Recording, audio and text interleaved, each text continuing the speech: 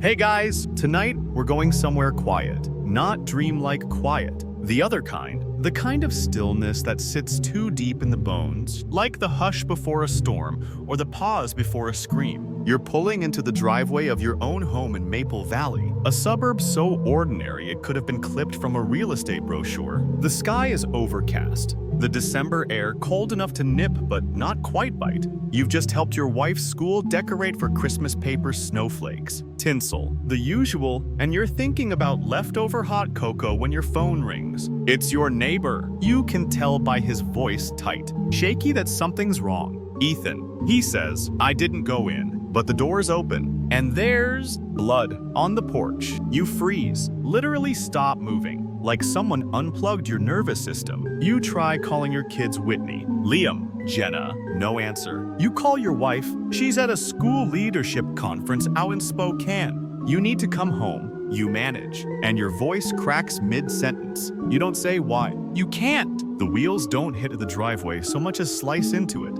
It's exactly 3:15 p.m. No, there's a chill in the air now, or maybe it's just your blood running thin. You slam the car door, take 3 steps and see it. A blanket, cotton, floral print, soaked, right there on the porch like someone folded it halfway through a murder. Beside it, a kitchen knife, snapped at the handle, the kind you buy in a 4-pack at Target. But it shouldn't be here. None of this should. You open the door. It sticks for a second, something soft behind it, but then gives way. The house smells strange. Not metallic, like people say, more like hot pennies and bleach. There's shattered glass near the hallway. The walls are marked with something dark and smeared. You don't speak. You barely breathe. There's a slipper in the hallway. Pink, fuzzy, and small. Whitney's. You keep moving. You don't want to. You have to. In the living room, there's a shape on the floor. Human, female. It's your daughter, Whitney's, lying on her side. Her long brown hair is matted, tangled in a towel that's wrapped awkwardly around her head,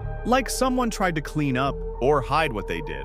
Her arm is bent beneath her, and her legs are bare. Her sweatshirt has been slashed across the front once, twice, maybe more. You drop to your knees. Her skin is cold. Her eyes are closed. You whisper her name once, twice. You're still whispering it when your breath begins to hitch somewhere in your chest. Your heart is trying to climb out of your ribs. People always say things like it felt like a nightmare. But here's a fun historical fact. The word nightmare used to describe an evil spirit that sat on your chest while you slept. You're starting to believe that was the more accurate version. You hear a creak behind you, a thump from the hallway. You spin around, still on your knees, but there's no one there, just more silence. Thicker now, you stumble backward, toward the foyer. Your eyes catch something near the door. Shoes, socks, a boy's backpack, and just beyond it, Liam, your son. He's collapsed on his side. His wrists are bound. His mouth is covered in silver duct tape, wrinkled around his jaw.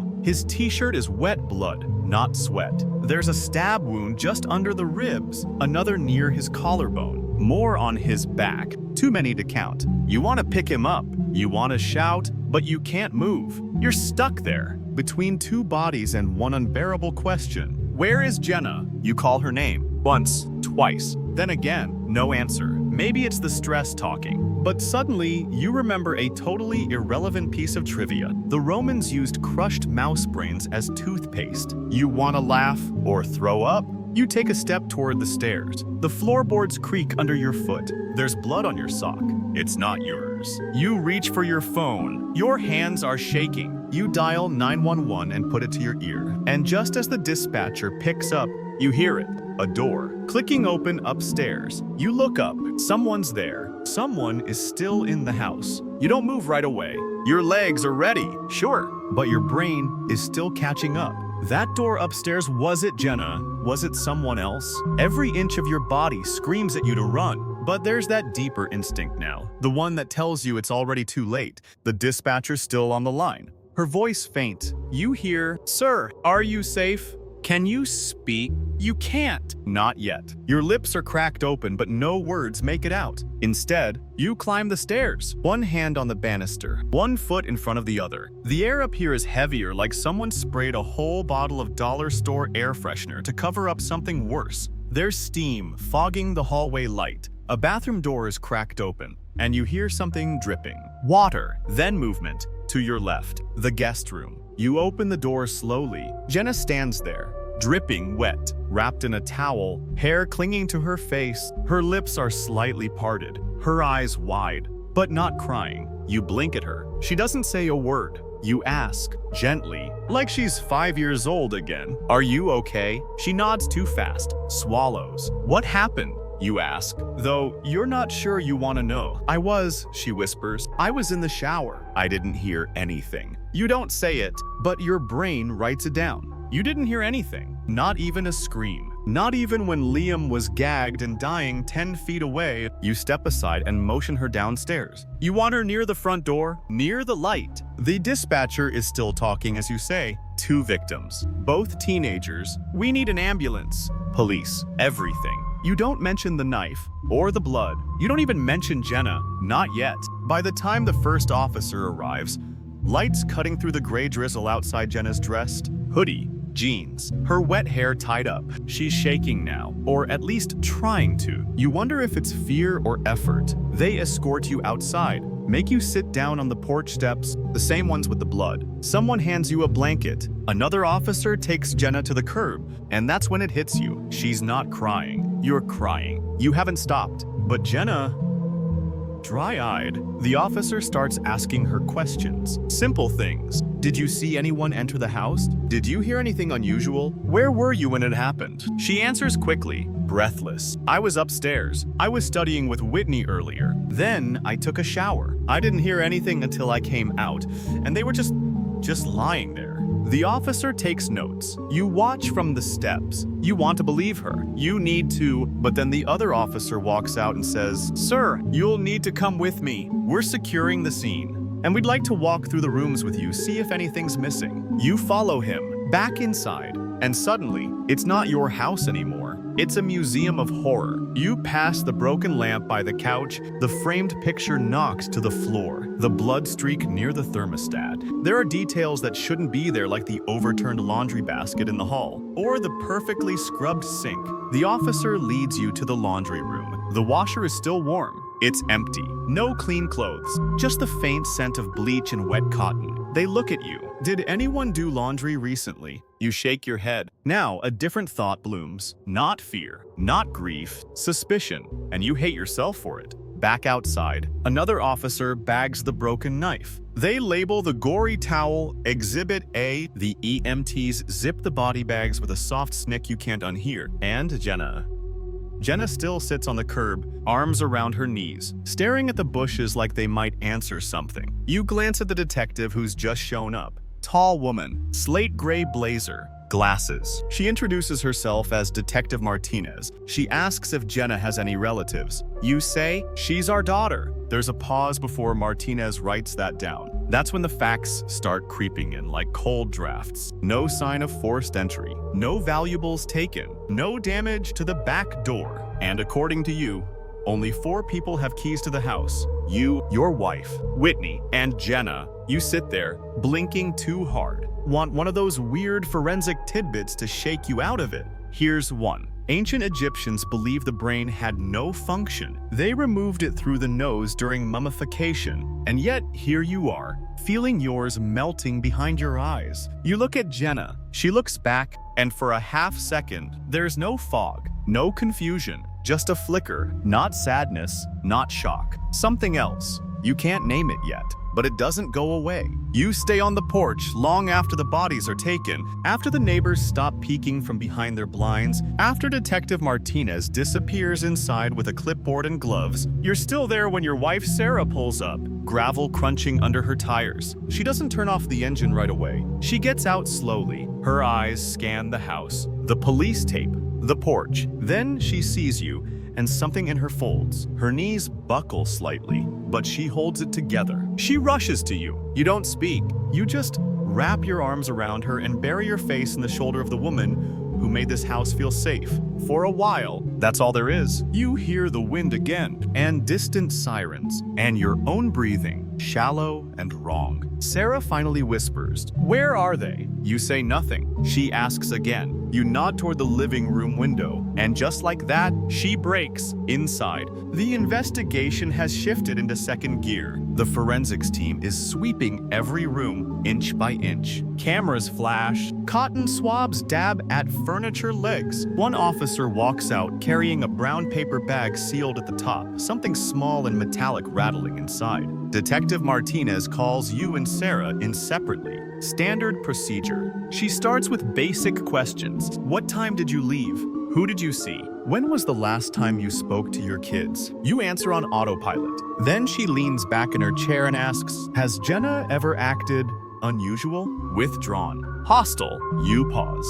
The question hits weird. Jenna, the girl who helped fold laundry, who made French toast on weekends, who called you dad exactly 3 times and each one melted your spine. You want to say no, but you remember the cash that went missing from Sarah's purse? You remember the time your son Liam said Jenna went through his desk? You remember Whitney defending her. Every time, she's just trying to adjust. Whitney once said, she's never had a real family. Now your throat dries. You ask Martinez, do you think she did this? Martinez lifts a shoulder. We're not ruling anything out. We found her fingerprints on some of the weapons. You blink. That's not strange. She lives here. Exactly, Martinez said. So it's not conclusive. But the baseball bat, it wasn't in its usual spot. And the duct tape used on Liam, only one person in the house knew where it was kept. Later that night, you're allowed to walk through the house one last time before it's sealed for evidence processing. You move carefully, like the floor might break.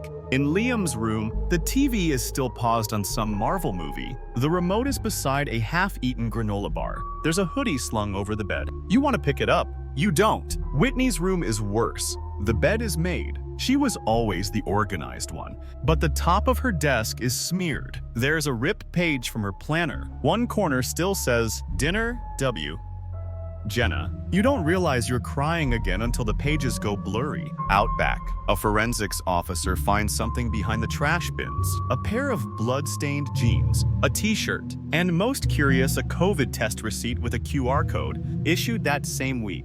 But the name on it, not Jenna Harper, Andrew Foster. You don't know that name. Not yet, but the officers do. They run the name and find a 17-year-old from 2 neighborhoods over. No prior record, no obvious connection, until they check social media. Turns out Andrew and Jenna followed each other, liked each other's posts. One post in particular catches their attention, a blurry photo of the two of them at a church event, smiling. He's got his arm around her. The caption says, "Nobody gets us but us." Detective Martinez knocks on your door around 11 p.m. She's holding a tablet. "Sir," she says, "we may have a lead." She shows you a short video. It's grainy. Security footage from a neighbor's Ring doorbell. Time stamped 2:43 p.m. Now, just 30 minutes before you arrived home, it shows a tall teenage boy walking past your house. He glances at the porch, looks up at the window, and walks toward your backyard. Then the footage cuts. You stare at the screen. Is that Andrew? You ask. Martinez nods. We believe so. Why was he here? We're still figuring that out. And just like that, the grief warps, becomes something darker. You now have 2 questions. Who killed your children? And did Jenna let him in? Here's a weird historical aside to sit with. During the Middle Ages, some people believed yawning allowed demons to enter the body, so they'd cross their fingers every time they yawned. You haven't stopped yawning for hours now. You wonder if anything's gotten in. You don't sleep that night. Neither does Sarah. The 2 of you sit in silence at the kitchen table, nursing cups of tea that go cold before either of you takes a second sip. The ticking wall clock feels louder than it should, like it's keeping track of every unspoken thing hanging in the air. You can hear Jenna upstairs, pacing, or maybe it's just the wind, or maybe it's your nerves inventing things. Because now, even the creak of a floorboard makes you flinch. Around 6:30, Detective Martinez calls. She sounds calm, too calm. "Mr. Harper, we'd like to speak with Jenna again, in a more formal setting."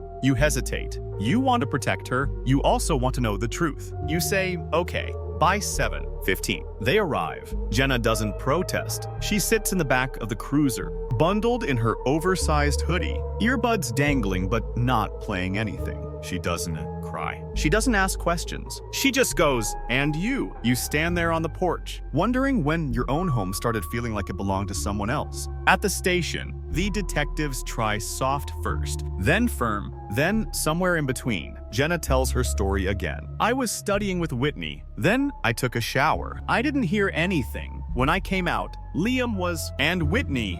She trails off. Detective Martinez leans forward. "You didn't hear anything? Not even the front door? Not even Liam yelling?" Jenna bites her lip. "I was playing music." "Really? What song?" She blinks. "I don't remember." Martinez raises an eyebrow. "It's a small crack, but it's a crack." Back at the house, the investigation team combs through Jenna's bedroom again. This time, they lift the mattress inside the bed frame, tucked into a slit in the lining. They find a prepaid phone, not registered, battery pulled. The detectives check the phone logs. One number, over and over. Guess who? Andrew Foster. They bring him in that afternoon. Andrew is tall, skinny, wears a hoodie that says blessed and stressed, and chews gum like it's the only thing keeping him awake. At first, he claims he doesn't know anything. But when Martinez shows him the doorbell footage, he blinks, then shrugs. "I was just stopping by." She nods. "To say hi." "Yeah? Did you go inside?" "No. Your DNA is on the jeans we found behind the trash bins. And on the kitchen faucet." Silence. "Do you want to try again?" After another hour, Andrew confesses. Not all of it. Not right away, but enough. He says he came by because Jenna asked him to. Says they'd talked about getting rid of the problem. When Martinez asks what the problem was, he mumbles something about Whitney always getting the attention, about how Liam never liked him. He doesn't say the word murder, but he doesn't have to. Back at the station, Jenna hears about Andrew's confession. For a while, she says nothing. Then she sighs, looks straight at Detective Martinez, and says, "Fine. You want to know the truth." What she tells them is cold, calculated. She says she was tired of being the outsider, that she felt invisible, that she watched Whitney hug her mom every morning and felt something inside her itch, that Liam once called her just a guest during an argument, that she never really felt like a Harper, not the way the others did. So she made a plan. With Andrew, they'd talked about it for weeks, during their late-night walks, over Snapchat. She says it started as a joke, but it stopped being funny fast. Jenna says she waited until Sarah was out of town. She told Andrew which window to use. She left the back door unlocked, and she timed her shower so when it started, Whitney was already bleeding, and Liam was tied up. When asked if she killed anyone herself, Jenna pauses, then says, "I held Whitney down. That's all." Martinez doesn't believe her. Neither do you. Here's something weird. In 17th century France, melancholy was considered fashionable. People painted tears on their portraits and carried scented handkerchiefs to look more tragic. You wonder what that would have looked like on Jenna. Probably nothing, because she still hasn't cried. That evening, Martinez returns to your house. She sits you and Sarah down, tells you everything. Your wife doesn't say a word. She just gets up from the table, walks into Whitney's room, and closes the door. You stay seated. Your hands are shaking again. You ask, why? Martinez says she wanted to belong, but only if no one else did. And that's when it hits you hard. You remember Liam offering Jenna his room? You remember Whitney buying her that dumb polka dot scarf for her birthday? You remember the way Jenna said dad for the first time last month? Now you wonder if it was practice for lying. You don't leave the house for 3 days. You barely eat. You try, but everything tastes like carpet, like dust, like the inside of a hollowed-out memory. Sarah doesn't speak much, either. She moves through the house like she's trying not to wake it. Sometimes you hear her stop outside Whitney's door and just stand, as if maybe, if she waits long enough, someone will open it from the other side. The police take Jenna into protective custody. Since she's only 17, she can't be jailed like an adult. Not yet. She's transferred to a juvenile holding facility outside of Seattle, somewhere with high fences and counselors and cameras behind every mirror. She doesn't resist. She doesn't cry. She asks once if she can bring her hoodie. The public finds out quickly. By day 4, local news vans line the street like vultures in branded jackets. They use words like shocking, unthinkable, and betrayal. One anchor even calls your home a symbol of American generosity gone wrong. Thanks for that. Someone finds an old Instagram post of Whitney hugging Jenna, tagged sisters. Not by blood, but by heart. It goes viral. Comments flood in. Half the internet wants Jenna punished as an adult. The other half says she's just a damaged kid who never stood a chance. You don't read the rest. Detective Martinez visits again, this time with more paperwork. You think maybe she's come to apologize? Or offer clarity? Or just sit? But instead, she opens a folder and says, "We found something else." Turns out, Whitney's phone, the one missing since the day of the murders, had been sold. Not by Jenna. She was smarter than that. She gave it to Andrew, who handed it off to someone else. That kid, a 17-year-old named Marcus, got caught in a drug bust unrelated to your case. Police searched his belongings and found the phone. Water damaged, unusable, but the serial number matched Whitney's. You don't even feel angry anymore, just tired. Like every new piece of truth costs oxygen. Jenna is questioned again, this time with a lawyer present. Court appointed. She changes her story. Says Andrew pressured her. Says she was afraid to say no. Says maybe she didn't fight hard enough to stop him. But she wasn't the one holding the knife. It's the fourth version she's told. The lawyer calls it trauma. The detectives called it manipulation. Historians still argue whether guilt or self-preservation was the driving force behind most 17th century witch trial confessions. You're pretty sure you know which one Jenna's leaning into. Then something unexpected happens. A woman comes forward. Her name is Maria Foster. She sees the news, sees the photos, sees Jenna's face on screen, and she says, "That's my daughter." It's a twist no one expected. Turns out, Jenna wasn't an orphan at all. Back in 2013, an 8-year-old girl named Elena Foster vanished from a ferry terminal near Astoria, Oregon. Her parents were divorced. Custody was messy. She slipped through the cracks, was listed as a runaway, never found. Until now, when Maria sees the coverage, she recognizes her right down to the birthmark on her collarbone. She brings photos, school records. DNA confirmation comes a week later. Jenna Harper is Elena Foster. The irony would be hilarious if it didn't taste like rust. The girl you thought needed saving. She ran from another family. The home she claimed to never have, she abandoned. Detective Martinez tells you quietly, off the record, her birth mom tried to see her. Jenna refused, said she didn't want to go back to that life. Too poor, too broken. You think about the spaghetti dinners, the shared holidays, Liam sleeping on the couch so Jenna could have a proper bed. You think about Whitney's handmade cards, the ones she used to leave in Jenna's locker, just to make her smile. And then you remember Jenna laughing, not often, but enough, and it all starts to rot in your hands. Another tidbit for your already overloaded brain. In 18th century England, people used to preserve the bodies of children in sealed glass cases, like dolls, to protect their purity. You wonder what purity even means anymore.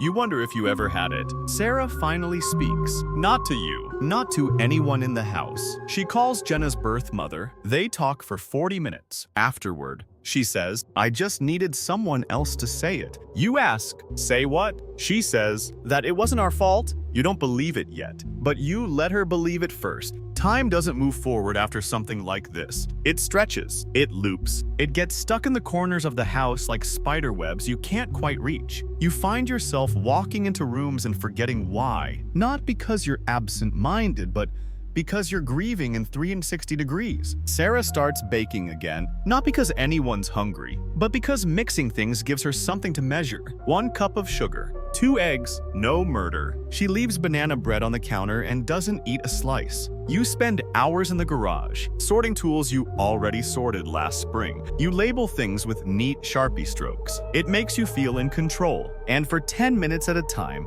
it almost works. One afternoon, a local journalist emails you. She says her name is Mallory. She's writing a long-form feature about the generosity of the Harpers and the tragedy that followed. She says people need to hear your side. She says this story could help others. You delete the email, then undelete it, then leave it in drafts. Because the truth is, you're not sure what your side even is anymore. Meanwhile, the legal wheels grind on. Jenna and Andrew are charged as juvenile offenders under Washington state law, which means they'll serve time in youth rehabilitation centers until they turn 21. After that, they'll be transferred to adult prison to serve the rest of their sentences. Jenna gets 31 years, Andrew gets 29. It doesn't feel like justice. It doesn't feel like anything. Just numbers on paper. Detective Martinez visits you one last time. She brings coffee, black for you, chai for Sarah. She doesn't wear her badge this time, just a windbreaker and soft eyes. You talk on the back patio, watching dead leaves float across the yard.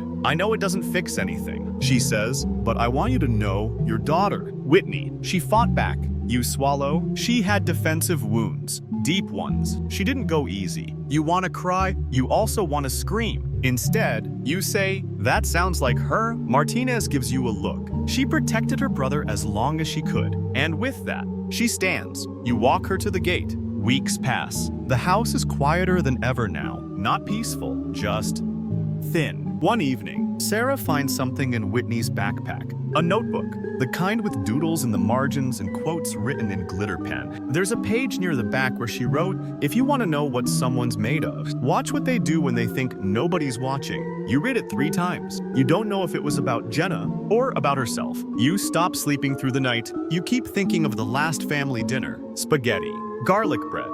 Jenna joked about burning it, and Liam threw a crouton at her. Whitney rolled her eyes but smiled. You remember laughing. You remember feeling whole. It's strange how joy can turn sour in retrospect, like milk left out too long. Every warm memory now wears a bruise. And then one day, out of nowhere, you get a letter. It's from Jenna. Handwritten, 4 pages. No greeting, no dear dad, no sign-off. Just shaky lines like, I didn't think I'd ever belong anywhere. I thought if they were gone, I'd finally matter. I'm sorry. But sorry doesn't fix anything. I know. Sarah reads it once, then places it in the fireplace. You let her. There's a fringe theory that ancient Celtic cultures believed grief could stain your shadow, that loss followed you physically, not just emotionally. You start to wonder if that's true. You start to wonder if shadows ever wash clean. Sometimes you still hear footsteps upstairs. You know, it's just the house settling. But you listen anyway, just in case it isn't. The spring after the sentencing, your neighborhood blooms like it always does, indifferent and loud. Daffodils spill over curbs. Birds return to the power lines. And the same dad with the leaf blower starts his Saturday routine at 7. The 0, eh? Nay? Sharp. As if grief abides by HOA schedules, your mailbox becomes a strange artifact. Sympathy cards still arrive, but fewer now. Church invitations, a flyer for a grief support group in Redmond. You keep them in a drawer with the batteries and takeout menus because you're not ready to throw them away, and you're not ready to open them either. Sarah starts volunteering at the local library. She says shelving is therapeutic. You know, she means silence is therapeutic. Sometimes she reads aloud when she thinks you're not listening. It's always fairy tales. The ones where evil wears cloaks and justice comes with crowns. The ones where nobody gets stabbed by someone they loved. And then one morning, you find something in Liam's sock drawer. It's not dramatic, not hidden, just folded neatly next to a pack of unopened socks. A USB drive. You almost don't notice it. You nearly close the drawer, but you don't. You plug it into Sarah's laptop. Inside are 3 files. A school paper titled, What It Means to Be a Brother. A photo album of you and Sarah making pancakes. Whitney took the pictures, and a voice memo. Just one? You click. Liam's voice crackles through the speakers. Okay, if you're hearing this, I'm either grounded or dead. Let's assume it's the first one. You laugh so suddenly it hurts. I know I don't always say stuff, but I love you guys. Even when I pretend to be annoyed. Even when Jenna eats all the cereal and I call her a goblin, a witch. To be fair, she kind of is. The laugh catches in your throat now. Anyway, if you ever need a reason to keep going, just remember we're Harpers, and Harpers don't quit. You don't sleep that night either. But this time, it's for a different reason. You print the photo from the USB, the one with pancake batter on your shirt and flour on Sarah's cheek, and tape it to the fridge.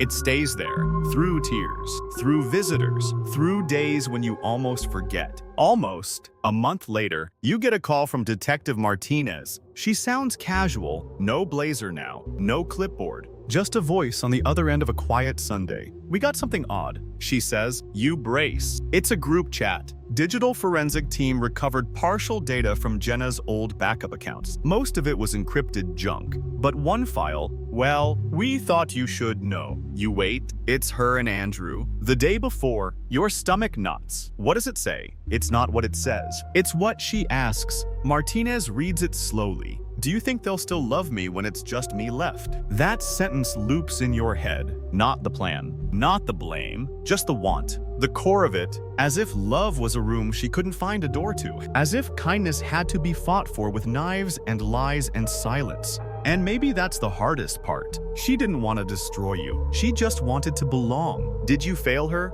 The question hangs over dinner, over the photos you won't take down, over the empty chairs that feel heavier than furniture ever should. You never abused her, never raised your voice. You gave her warm meals, gentle rules, two siblings who bent over backwards to make space. So how do you explain it? Here's a historical rabbit hole for your insomnia. In Victorian England, families used to photograph their dead children propped up to look alive as keepsakes. You think of that now, looking at the photo on your fridge, because maybe that's what you've done with your memories. Kept them standing long after they stopped breathing. You write Jenna a letter. You don't send it, you just write. "We were never perfect, but we never asked you to be either. You could have stayed. You were already loved, even when you couldn't feel it." You fold the letter, place it in your sock drawer, next to Liam's USB, just in case. The first summer without them arrives like a prank with bad timing, sunshine, blooming lavender, barbecues in backyards that feel too loud. Grief doesn't make room for weather. It just sits with you.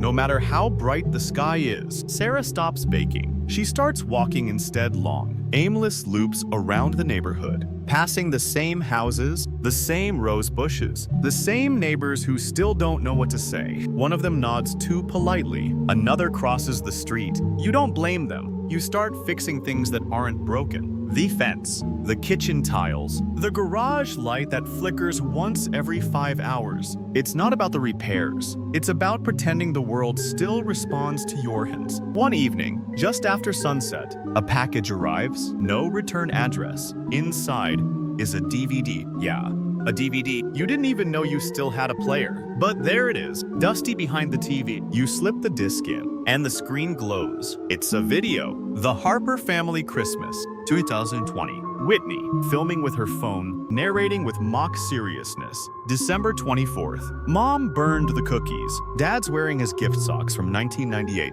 Liam just spilled cocoa on Jenna. This is the content you came for. There's laughter. Yours. Real. Open laughter. Jenna throws a marshmallow at the camera. Whitney ducks and calls her a feral elf. It's normal. Beautifully, achingly normal. You watch it 3 times. The third time, you pause on Jenna's face, smiling. Mid-motion, you wonder if that version of her ever really existed, or if you just caught a glimpse of someone trying very hard to become real. You ask Martinez who sent it. She doesn't know. Could have been anyone. Could have been Jenna. Could have been a ghost. You dream of Whitney that night. She's standing in the hallway, wearing that polka dot scarf she hated but wore anyway when it was Jenna's birthday. She doesn't say anything. She just nods, like she's letting you know you can let go. But when you wake up, the air feels heavier, not lighter. Letting go isn't as cinematic as people think. It's paperwork. And quiet, and remembering someone's laugh mid-dishwashing. Sarah decides to visit Jenna. She doesn't ask your permission. She just tells you over coffee one morning, "I need to see her," she says, staring into her mug. Not for her, for me.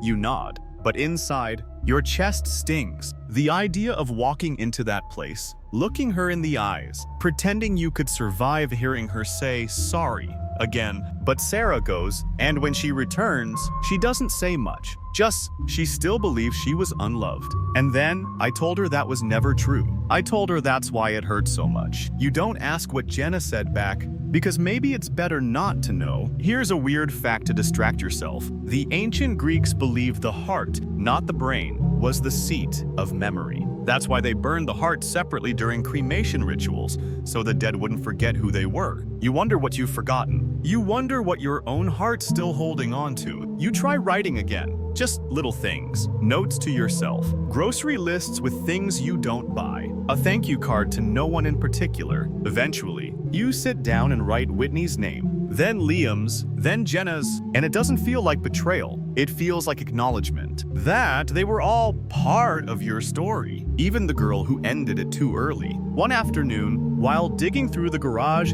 you find a folded piece of construction paper. It's a card, homemade. Glitter and glue and crooked handwriting. It says, "Thanks for giving me a home. I'll try not to mess it up." Signed, Jenna, December 25th, 2021. You sit down right there, next to the box of Christmas lights, and hold the card until the sun shifts across the floor. She did mess it up, spectacularly. But for one moment, she was trying. You don't talk about Jenna much anymore. Not out loud. When people ask, and they still do, though less often you give the edited version, "We fostered a teen for a while. Things didn't go as planned." You say it like you're describing a failed garden, like it was just some cucumbers that didn't sprout. But some days, when you're alone, when the house creaks and the air smells faintly like cinnamon or dust or nothing at all, you say her name under your breath, just to hear it still fits in your mouth. Sarah starts therapy. She tells you you should try it too. You say maybe, you don't. Instead, you drive. Now and then, you find yourself parking in front of the juvenile facility where Jenna is housed. You never go in, never tell Sarah, never even get out of the car. You just sit, engine off, windows up, watching the brick building that holds the girl who both entered and dismantled your family. You imagine her inside, in gray sweatpants, maybe braiding her hair, maybe not. You imagine her writing in a journal, starting every page with "Today, I didn't kill anyone." It's a dark thought, but it's the kind of thought you have when you're balancing the scales between empathy and anger, and losing. The support group flyer gathers dust on your fridge, until one night, after microwaving the same dinner you've eaten for 3 Tuesdays in a row, you tear it down and go, it's held in the back of a church. Fluorescent lighting, stale cookies, and a circle of chairs that somehow makes everything feel both vulnerable and absurd. A woman named Darlene talks about her daughter's overdose. A man named Ken lost his wife in a hit and run. No one says anything about murder, or foster kids, or betrayal. You almost leave. But then someone says, sometimes grief is less like a wave and more like an infection. It spreads. It changes you. You can't cut it out. You can only learn to walk around it. You stay until the end. You even eat one of the stale cookies. Back home, Sarah asks how it went. You say, less terrible than I expected. She nods, and that's enough. Later, she plays a voicemail. Whitney left her a few months before the tragedy. "Hey mom, just wanted to say thanks for everything. Even when I'm annoying and sarcastic, I know you always try. I see it." Sarah doesn't cry, but her hand trembles as she taps save. That weekend, you visit Liam and Whitney's grave. There are 2 headstones now, side by side. Clean, modest. Their names carved into granite that looks colder than it feels. You bring Liam's favorite comic book still wrapped in plastic in one of Whitney's notebooks, now filled only halfway. You don't say much, just, you mattered. You still do. Then you leave, but not before smoothing the grass down with your hand, like a parent tucking in a child for sleep. Here's a fringe fact for you. In 16th century Japan, samurai believed their soul lived in their sword. Losing it meant dishonor. Some even wrote poems to their blades before battle. You wonder if your soul still lives in this house, if it left the day Jenna walked in, or the day she walked out in handcuffs. Or maybe it never really left at all. Months pass. Jenna turns 18. She's transferred to an adult correctional facility. You read the press release in the paper, sandwiched between 2 articles.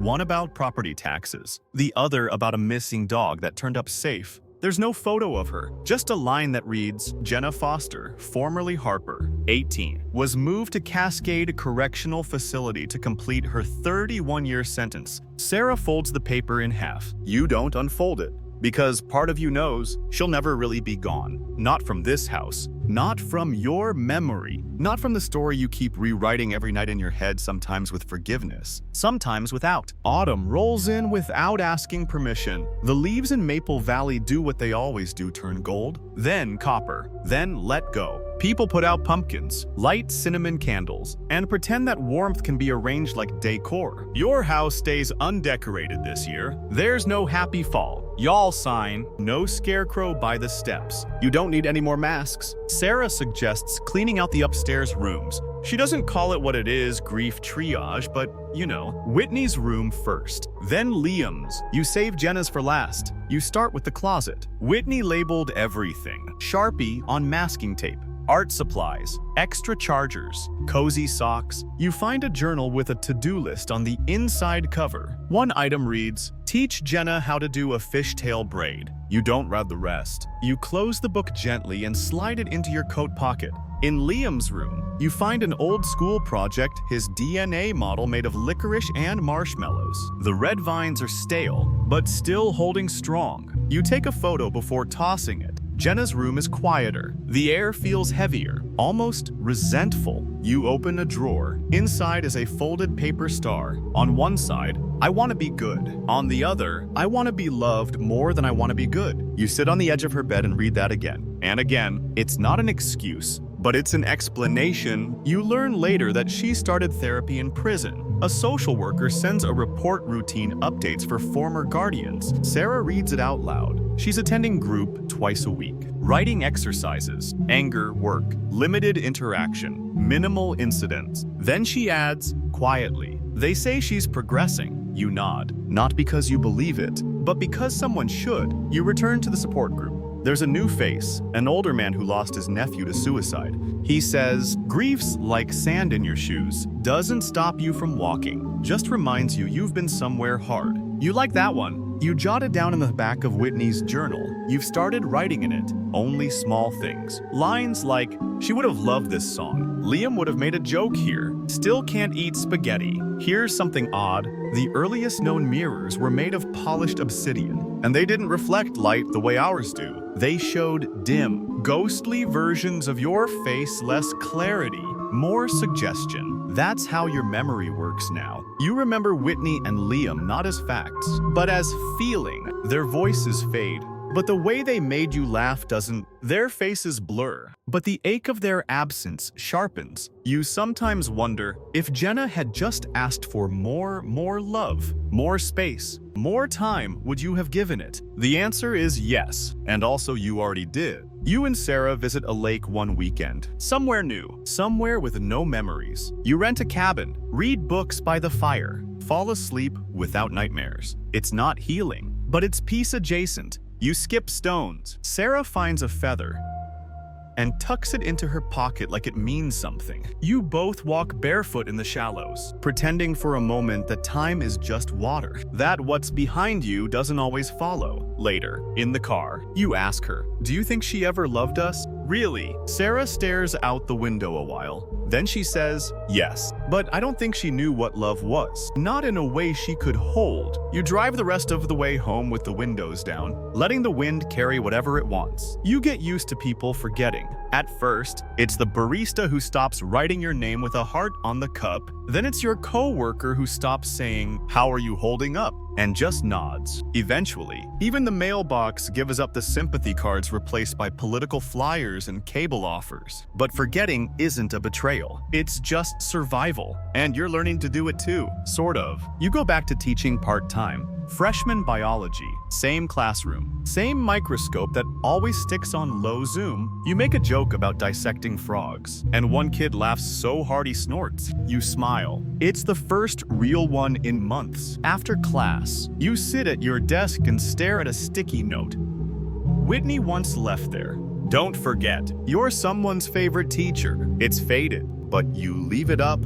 maybe she still is. You check the prison logs once a week, not obsessively, just consistently. Jenna's record shows no major incidents. She's taken up art therapy. She's in a GED program. There's a staff note from a counselor that reads, "She asked today if it's okay to be sad for people she hurt." You copy that line into your notebook, not because it's comforting, but because it's the closest she's come to sounding like the girl you thought you knew. Sarah writes Jenna a letter. You watch her do it. She doesn't hide it. 3 pages, all printed, clean lines, direct. When she finishes, she folds it, seals it, and sets it in the outgoing tray like it's a water bill. She doesn't tell you what it says, but you can guess, probably something like, "We loved you. You broke us." Both things are true. Here's an obscure historical note. In some Inuit cultures, grief was processed communally by singing to the wind. The idea was that sorrow should never stay trapped in the chest. It had to be released into something big enough to hold it. You stand in your backyard that night, just staring up at the sky. You don't sing, but you exhale harder than you have in a while. Close enough. Sarah finds a voicemail from Jenna's birth mother, Maria Foster. She wants to meet, just once. Says she's not trying to reclaim anything, just to understand what happened. Sarah asks if you want to come. You say no, but a week later, you go. You meet at a small cafe halfway between towns. Neutral territory. Maria is shorter than you expect, softer. She orders chamomile tea and holds it without drinking. She says, "I used to think losing her at 8 was the worst thing that ever happened to me." Then she pauses. "Now I think the worst part is realizing I didn't lose her. She just chose to leave." You nod. And then she adds, "But you gave her more than I ever could." For a while, she had everything, and she still couldn't hold on to it. You don't speak for a full minute. Then you say, "We all failed her in different ways, and she failed us too." Maria wipes her eyes with a paper napkin, but it still matters that we tried. And that's the sentence that follows you home. The day you finally clean out Jenna's closet, you find a small box taped behind the bottom drawer. Inside, a bracelet Whitney made her, a Polaroid of Liam making a ridiculous face, and a crumpled index card that reads, "In Jenna's handwriting, they chose me. I won't let them regret it." You stare at that line for a long time, because maybe she really meant it. Maybe she just didn't know how to keep meaning it. You place the card between 2 pages in Whitney's journal, right next to the page where she doodled everyone's names and hearts, including Jenna's. Because no matter what happened, love was real, even if it wasn't enough. Winter returns like it has a grudge. The skies in Maple Valley stay low and gray, the kind of weather that makes the trees look like nervous bones, and the wind sound like something apologizing. You and Sarah put up a few lights, white ones, small and quiet. Just enough to say, "We're still here." You don't get a tree. Too many ornaments with too many memories. One evening, you find a letter in the mailbox, handwritten, no return address. Inside is a folded drawing on lined notebook paper, crude, almost childlike. It shows a house, 2 stick-figure kids, and a girl holding hands with both of them. Underneath, one sentence, "This was before I knew I could ruin things." No name. But you don't show Sarah right away. You sit with it for a few days. You tuck it behind the family photo still sitting on the mantle. Your last Christmas card with all 5 of you, smiles intact, no one knowing. Sometimes closure looks like confession. Other times, it looks like a child's drawing mailed from a prison cell. You do something strange next. You buy a second photo frame. Place it beside the first. You don't tell Sarah. You just slip a print of that old birthday video still. Jenna mid-laugh, frosting on her nose into the new frame. Not because you forgive her, but because erasing her doesn't resurrect the others. You keep them all together, even the ones who broke the picture. Here's a fact that sticks to your ribs. In 19th century New England, mourners wore mourning rings containing a lock of the deceased's hair, woven into tiny art. Grief was not hidden. It was worn like armor. You've got no ring, but you carry your mourning just the same. Sometimes in your pockets, sometimes behind your teeth, sometimes in the soft way you speak when you say Whitney's name aloud. You and Sarah begin volunteering at the local youth center. Kids who bounce from homes like pennies in a dryer. You don't tell them your story. You just show up. Sarah helps with homework. You fix wobbly furniture, bad wiring, leaky toilets. One boy asks why you're there every week. You say, "Sometimes we get better at love by trying again." He shrugs and goes back to his drawing. but you think he heard you. On the day Whitney would have turned 20, Sarah organizes a small memorial at the school where she used to volunteer. They plant a tree-white dogwood. Under it, a plaque, in honor of lives that taught us how to give, even when it hurt. You say a few words. You try not to cry when Liam's favorite teacher shares how he once wrote a class poem that began, "Love is a hallway with too many doors, but I keep knocking anyway." The next week, you write a letter to Jenna, not angry, not absolving, just human. You write, "I don't know what kind of person you are now. I hope you're better. I hope you're trying. I won't ever understand what you did, but I do know you were hurting. And I know deep down that there were moments where you felt real joy in our home. Maybe that's what hurts the most. That those moments weren't enough to keep you from turning away, but they were real, and they're mine now." You don't sign it, Dad. You don't sign it at all. You just seal it, stamp it, and drop it in the mailbox. You don't know if she'll get it, but you need her to know you're done whispering pain to the wind. It's her turn to carry it now. The following months are quiet in a way that feels deliberate. You and Sarah develop a rhythm that doesn't erase the past, but doesn't kneel to it either. Monday nights, she reads aloud. Tuesday mornings, you volunteer. Thursdays, you both cook actual meals now, not just microwave ghosts. You're still learning to live in the in-between, between memory and movement, between before and what's left. One day, a letter comes from Jenna. You stare at the envelope for 2 hours before opening it. It's short, "Thank you for your letter. I read it 6 times. I don't know how to undo anything. I don't think I can. But I do remember the dogwood tree we planted in the backyard. Whitney made me name it. I called it April. I'm sorry I didn't know how to stay."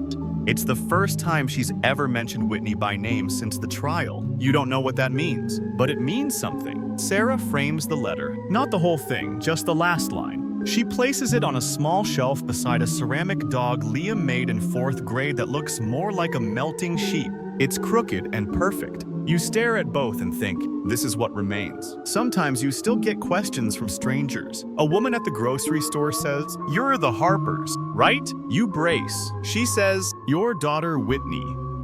She once helped my son with his college essays. He said she believed in him when no one else did." You nod. Say thank you. Float home. Shoulders lighter. Later, you tell Sarah. She smiles and says, "Of course she did." You finally take down the security cameras. For months after the incident, they were your lifeline, watching everything, proving nothing. Every shadow at the doorstep, every stray raccoon, every gust of wind had been recorded, filed, archived. You don't need them anymore. You're not looking for what's coming. You're learning how to face what already arrived. Here's a strange historical scrap for the road. Victorians believed broken clocks in a room where someone died would trap part of their spirit, so they'd smash the clocks on purpose. Your clocks all still work, but time doesn't feel the same. Some days, you swear the hours stretch. Other times, everything collapses into 5 seconds of memory and static. Still, you keep winding the kitchen clock, not out of habit, but out of quiet defiance. One cold morning in March, you walk past the old elementary school. The fence is new. The playground has more mulch now, but on the wall outside the music room is a mural.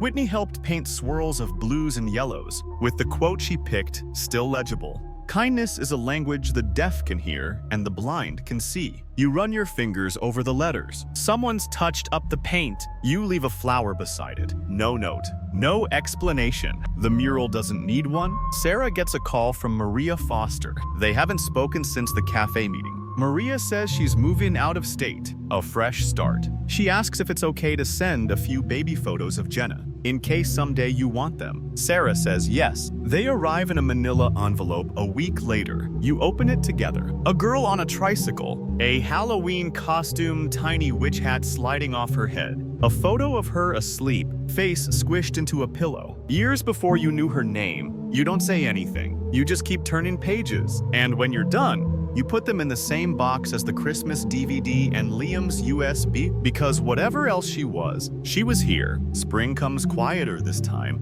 not because the birds are softer or the trees bloom slower, but because you're finally still enough to notice it. You and Sarah sit outside most mornings now. Coffee, toast. Some days you talk, some days you don't. The silence no longer feels like a stranger. On one such morning, she says, "I dreamed of them again." You nod. She doesn't need to explain who. "I think they were laughing." she adds. Or maybe it was just me remembering something, right? You don't ask for details. You just say, I hope it was loud. Later that week, you visit the youth center again. It's game night, Uno, ping pong, and a group of teens arguing about whether pineapple belongs on pizza. You catch a glimpse of a girl with dark hair and hunched shoulders sitting alone, sketching quietly in a corner. She reminds you of Jenna, not her face, but her energy, that uneasy mix of distance and hope. You sit nearby without saying much. Eventually, she asks, what do you do here? You think about it, then say, mostly, I try not to make things worse. She smirks. It's a small crack of trust, but a crack is how the light gets in, right? You don't hear from Jenna for 2 months. Then one day, a postcard arrives. It's not a letter, no return address, just an image of a mountain, the name of the facility on the back, and 3 lines. Today I said sorry to someone I wronged. They didn't say anything back, but I still said it. You show Sarah. She exhales through her nose and says, that's something. And it's not everything, but it's something. You go on a short trip that summer, just the 2 of you. Montana. Big sky, empty roads, mountains that remind you how small you are and how oddly comforting that can be. You stay at a rental cabin with creaky floorboards and mismatched mugs. You bring Whitney's journal, but you don't write. Not yet. You just hold it like a hand you're not ready to let go of. On the last day, you find yourself at the edge of a quiet lake. The water's so still it reflects your face perfectly. You throw a rock, just to see the ripples, just to watch something move. On the drive back, Sarah asks, do you think she'll ever ask to see us again? You don't answer at first. Then, I don't know, but if she does, we'll decide then. She nods. That's enough. Here's a lesser-known historical quirk. In ancient Rome, when someone died, the family would hire a mourner to cry publicly, so the dead would seem more loved. You think about that when a neighbor mentions they've moved on. You don't need hired grief. You have your own, and it's plenty loud. One night in July, you dream you're back at the house, only it's different. Brighter. Whitney's music plays from upstairs. Liam's laughter bounces off the walls. Jenna is in the kitchen, stirring something that smells like vanilla and burnt toast. She turns to you and says, I didn't mean to stay broken. Then the dream fades. You wake up to the hum of the fan and Sarah's hand resting on your arm. You stay in bed longer than usual. You don't write the dream down. You just let it live in your chest for a while. Later that day, you find a letter from the Department of Corrections, just a procedural update. Jenna is now part of an educational work-study program, teaching basic reading and art to other girls. Low-risk contact, good behavior, progress. You fold the letter, place it in the same box as the rest. You've stopped labeling things as past or present. Now it's just part of the story. Because even the jagged chapters matter, even the ones that cut to touch. You wake one morning in September to soft rain on the windows and realize without drama, without panic that you're okay. Not healed, not whole, but okay. You make breakfast, real breakfast. Eggs, toast, you don't burn anything. Sarah walks in with sleep in her eyes and a small smile. Smells like intention. She teases. You laugh. It feels strange in your mouth. New, but not unwelcome. Later that day, you visit the dogwood tree. It's taller now. Branches stronger. Whitney would have liked that. Liam would have climbed it. Jenna, you don't know, but you let yourself wonder. You kneel and brush away some fallen leaves. Beneath the plaque, something catches your eye tucked in the roots. Weather-worn but deliberate. A folded piece of paper, protected in plastic. No name, no address, just writing. I keep dreaming of their laughter. It sounds like bells underwater. I don't deserve it, but I still listen. You read it twice. Then you place it back, gently. You don't need to know who left it, because somehow you already do. That evening, Sarah finds you on the porch. She says, do you remember the camping trip we never took? You nod. Let's go, she says. You ask, where? She shrugs. Does it matter? No, it doesn't. You pack light, a tent, flashlights. That ridiculous marshmallow roaster Whitney insisted on keeping. You bring Liam's comic book. You bring nothing of a Jenna's, but not out of spite. Just not yet. The road is long and green, no playlists, just wind, trees. The rhythm of 2 people remembering how to be without watching everything break. When you reach the site, you set up the tent in silence, then sit under the stars. You think about ancient sailors who used constellations to navigate mapping routes, with nothing but light and memory. You wonder what your kids would have made of that. You wonder if grief is its own kind of sky. Here's one final odd fact. In Norse tradition, people who died in battle were said to be carried to Valhalla by Valkyries, but only if someone remembered their name. You speak each of their names aloud, one by one, so they're not forgotten. So they still count. You wake at dawn. The forest is blue and silver. Fog curls like breath. Everything is still. You don't feel haunted. You don't feel punished. You just feel present. It's been so long. Back home, the box of memories stays where it is, unopened, but not avoided. Sometimes that's enough. You leave both photo frames on the shelf, one beside the other, not because the pain is gone, but because the story is yours to carry now, and you're not carrying it alone. And now, as the light fades from this story and the last page settles, let your breath slow, let your shoulders loosen. You've walked through a house of grief, but you didn't get lost. You listened,